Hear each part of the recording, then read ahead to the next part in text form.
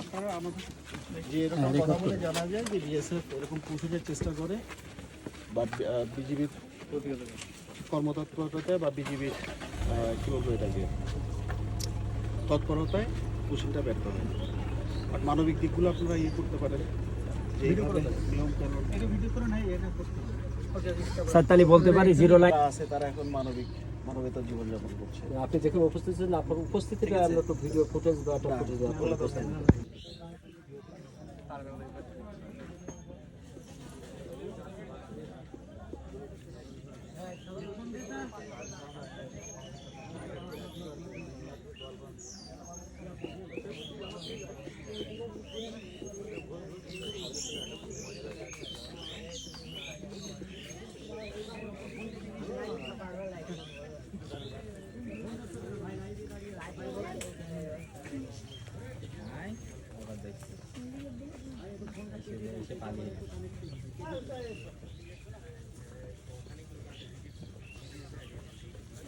আচ্ছা ঠিক আছে